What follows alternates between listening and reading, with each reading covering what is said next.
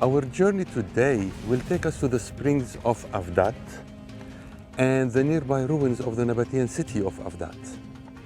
Before the city was built, the Bedouin tradesmen carrying the spices and incense from Yemen to the Mediterranean would have knew these springs and most probably camped by it to nourish their camels and themselves along the 2,400 kilometers desert route. And Avdat is undoubtedly one of Israel's most striking and beautiful sites, set within the incredible landscape of the Valley of Tsin in the Negev. The valley offers spectacular panoramas and enchanted desert scenery. The valley is about 120 kilometers long, stretching from Kadesh Barnea to Avdat into the northern Negev. Worth mentioning that Kadesh Barnea is where the Israelites set their encampment for many years on their Exodus journey. We shouldn't think that 600,000 men were walking non-stop for 40 years, definitely not. Along this valley, the 12 spies were sent into the land by Moses, and most probably they stopped here for water or at the nearby Negev spring, which is considered the largest in the Negev. In such a valley, Miriam, Moses' sister, died. If we go to the book of Numbers chapter 20, it says, in the first month, the whole Israelite community arrived at the desert of Tsin, and they have stayed at Kadesh. There, Miriam died and was buried. Another thing which is linked, with such a valley is that the allotment of the tribe of Judah, according to its clans, extended down to the territory of Edom, to the desert of Tsin, in the extreme south. So this used to be the extreme southern border of the tribe of Judah.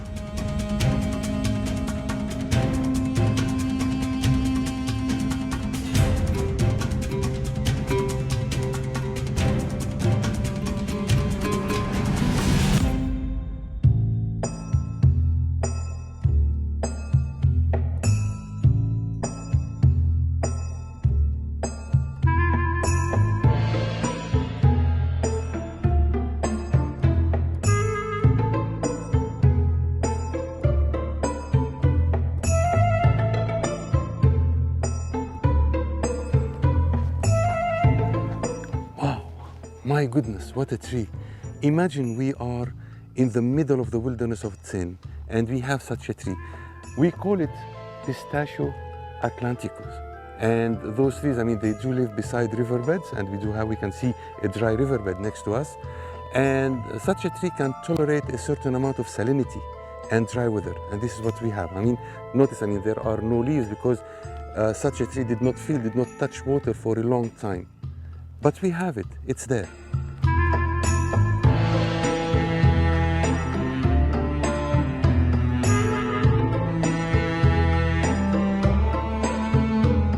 This kind of a plant is called the atriplex, also known as the salt bush. You can see its whitish leaves. It's a shrub mentioned in the book of Job 30, which says, in the brush they gathered salt herbs, and their food was the root of the broom brush. Okay? So another type of a plant that can tolerate, the salty soil over here.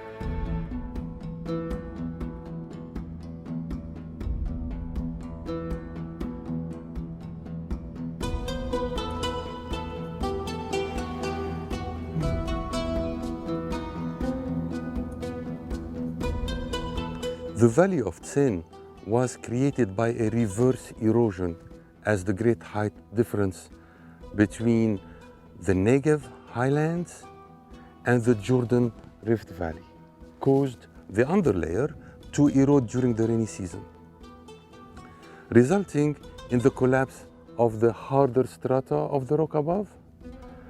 The canyon is cut into the Avdat heights and exposes the rocks of the heights, the main ones from top to bottom: chalk, limestone, and flint, and is believed by geologists that it was formed about 50 million years ago. Worth noticing the flint, which in ancient times was used as a raw material to prepare tools and light fires. As a result of its sharpness, notice, one of the uses of stone is mentioned in the book of Joshua chapter 5, verse 3. It says, "And Joshua made flint knives and circumcised the children of Israel at Gibeath Ha'aroth," which means the foreskin hill. Oops, that must have hurt. And it does, it hurts. It's so sharp.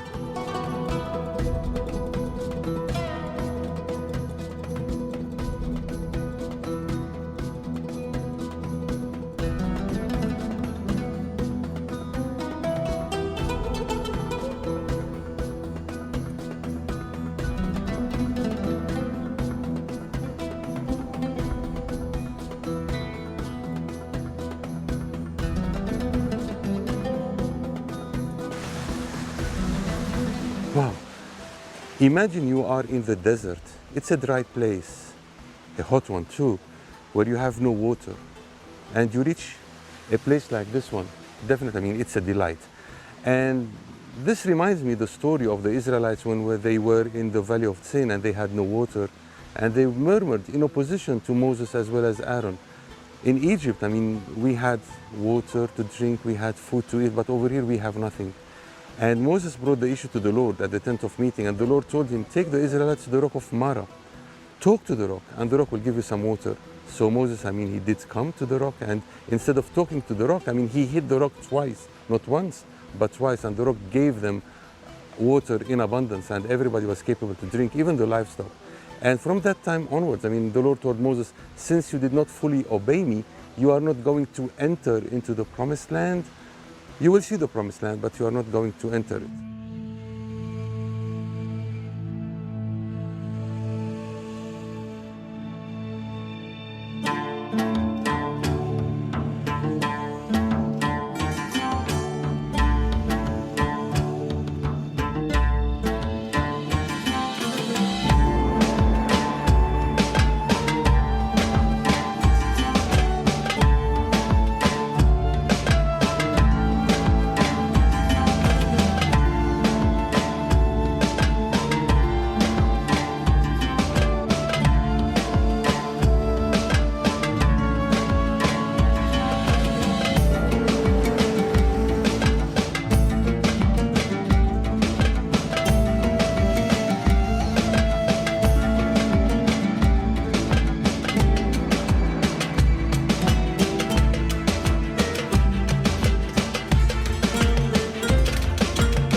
We have just been at Avdat, the springs of Avdat, about 3 kilometers away from where we are here.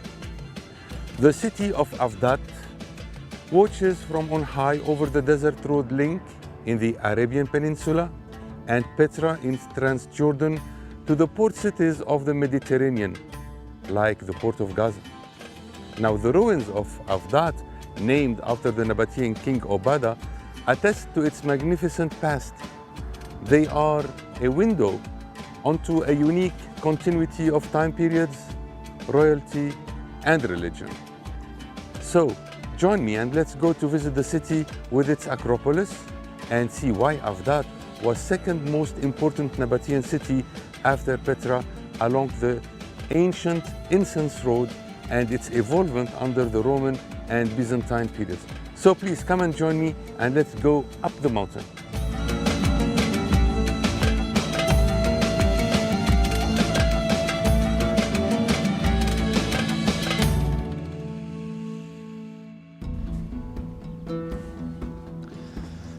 So the incense road was a network of trade routes, commercial routes, to facilitate the transport of certain raisins from trees like frankincense and myrrh that were extremely expensive at that time, all the way up the Arabian Peninsula, Petra, coming into the land and to the port of Gaza on the Mediterranean Sea to be transported by ships all the way to Rome and even to Athens in Greece.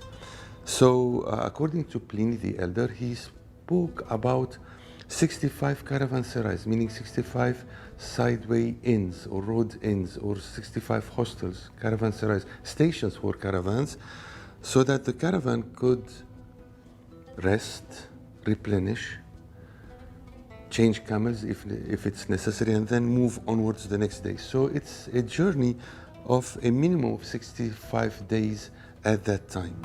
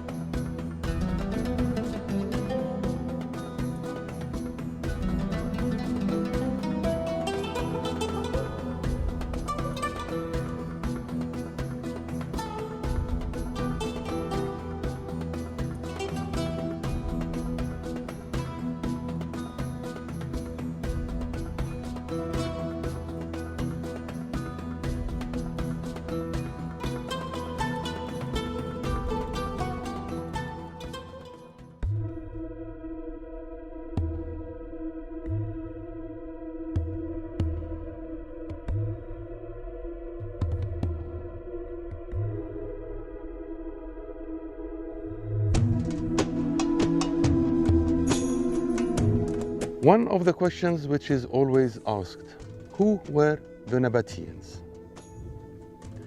The Nabateans were one among several nomadic tribes who roamed the Arabian desert, moving with their herds to wherever they could find pasture and water.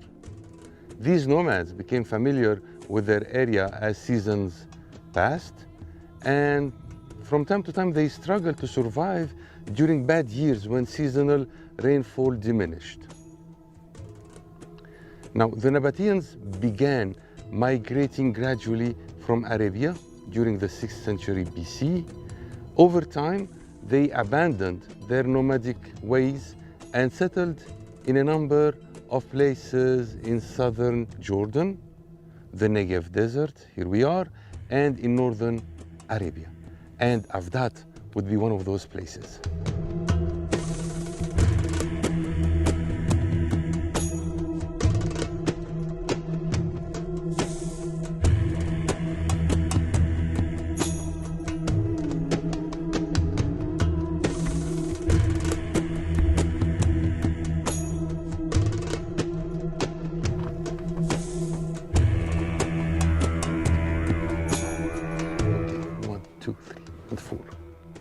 Okay, 4. Notice the inscription over the door. That says, the builders seeks the grace of Zeus Obodas, giving also the date to 188, which if we take the year the Romans took over Petra in 106, adding the Nabatean calendar year, it would give us the year 294 AD. This tower was so strongly built that it survived the 5th century earthquake that brought down the houses around it and was renovated by the Byzantines.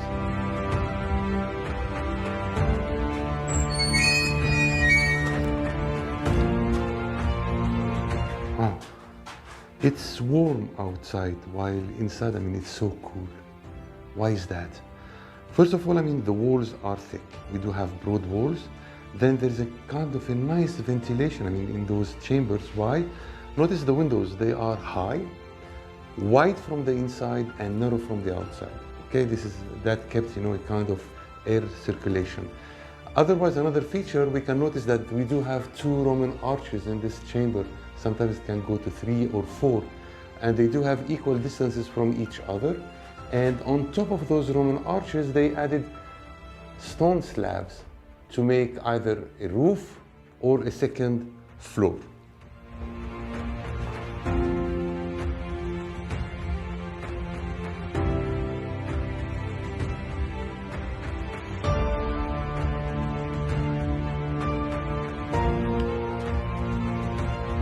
So, according to biblical tradition and oral tradition, the Nabateans, they were named Nabateans because they descended from Negev, and he's the son of Ishmael. Now, on my left side, this is where we can see a Byzantine neighborhood, a big neighborhood, dwelt by people, by wealthy people, 4th, 5th, 6th century AD, while on the other hand, and in the distance, with all those columns, standing columns, that's their, let me say, pagan temple. Okay, Nabatean pagan temple, of course. And definitely a little bit further to the right, that's where we can see the southern church. Remember that over here we do have two churches, the northern church and the southern one. And just to mention that the Nabateans, being Arabs, they were among the early nations who entered into Christianity and were baptized. The Nabateans were wealthy nomads for generations until Rome became aware of the profitability of the spice trade and co-opted the Nabatean main livelihood. This loss only spurred them to achievements in other spheres. With the aid of unique methods of collecting and storing water, they made the transition from nomadism to permanent settlement. They laid the foundations for the establishment of an agricultural society that prospered in the Negev for centuries.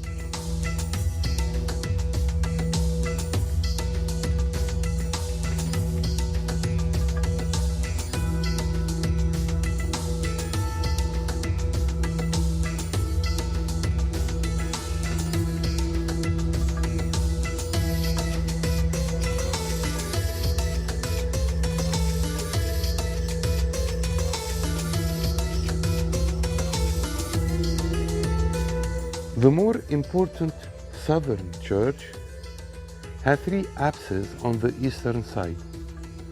In the floor are reliquaries for remains of local saints, and in the floor of the prayer hall of the church are two tombs of clerical dignitaries with inscriptions on the tombstones, dating from 542 AD to 618.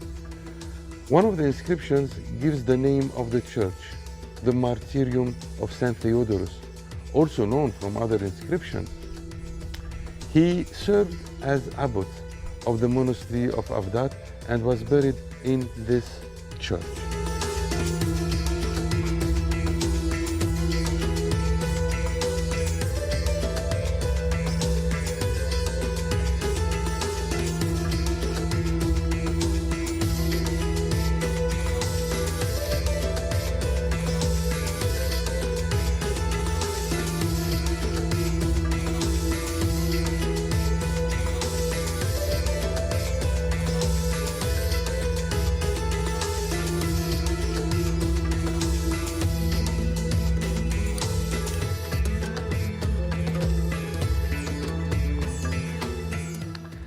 The building complex, known as the Temple of the Rims, sits on the Acropolis of the city.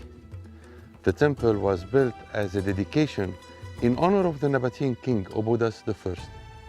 It was built of hard limestone in the year 9 BC during the reign of his son Obodas II.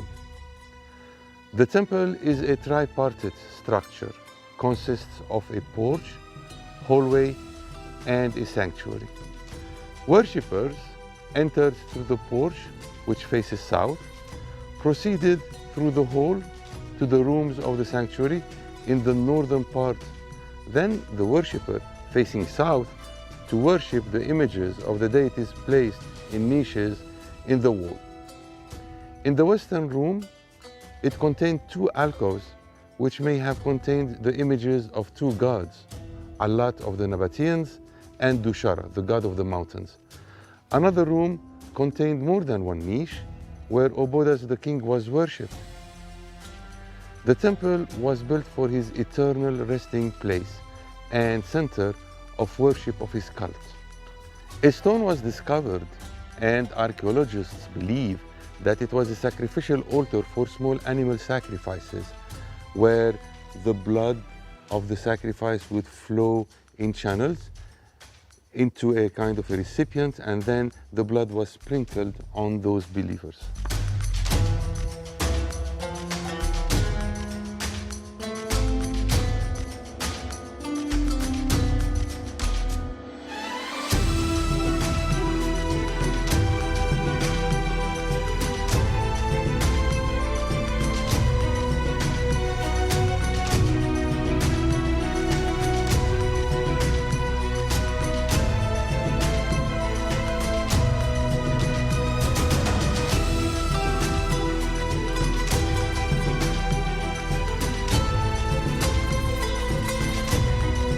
The city has a lot more to offer and to explore.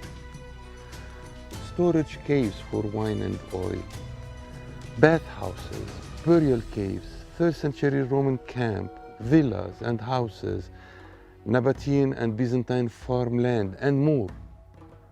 Avdat was abandoned after the 7th century AD earthquake, but remains a witness to a once rich civilization and culture that once thrived here in the Negev, and works as a model for many new ventures that are duplicating ancient agriculture system with vineyards along the desert. Perhaps a fulfillment of Isaiah the prophet vision of the end of the days, where he says, "The desert will rejoice and flowers will bloom in the wilderness. The desert will sing and shout for joy. It will be as beautiful as the Lebanon mountains and as fertile as the fields of Carmel and Sharon."